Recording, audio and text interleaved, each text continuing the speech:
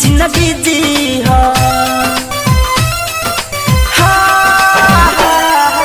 Tension कवनो मत ली खुशी खुशी जिंदगी जी दिल में न कवनो सवाल रखियो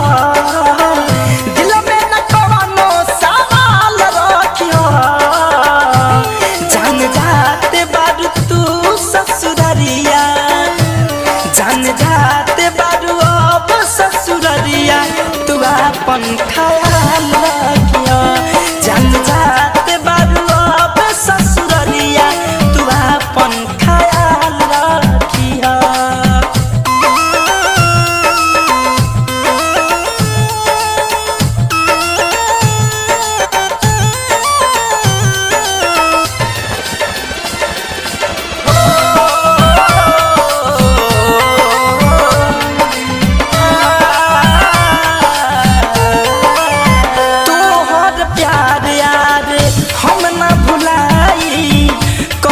बहाने मिले तोहरा से आई हो तोहर प्यार यार हम ना भुलाई कवनो बहाने मिले तोहरा से आई हम पे भरोसा करिहा तू घूट घूट के न मरिहा तू मन के माहौल खुशहाल रखिहा मन के माहौल खुशहाल रखियो जान जाते बारू पियावा के घरे जान जाते बारू पियावा के घरे तू अपन ख्याल रखियो जान जाते बारू अब ससुररिया तू अपन ख्याल रखियो।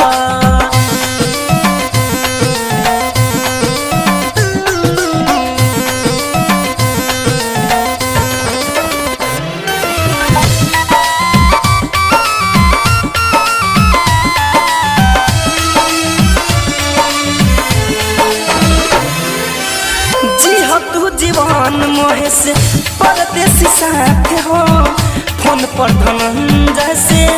कर ली बात हो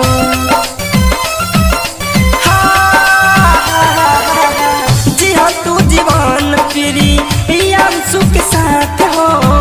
फोन पर धनंजय से कर ली बात हो आंसू जले बहई हो तू हंस के वक्त बिताई तू सोना हमारा खुद के संभाल रखियो सोना हमारा खुद के संभाल रखियो जान जाते बारू अब ससुररिया जान जाते बारू अब ससुररिया तू अपन ख्याल रखियो जान जाते बारू अब ससुररिया तू अपन ख्याल रखियो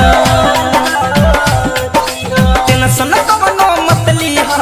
खुशी खुशी जिंदगी जी दिल में न कवनो सवाल रखियो दिल में न कवनो सवाल रखियो जान जाते बारू तू ससुररिया जान जाते बारू अब ससुररिया तू अपन ख्याल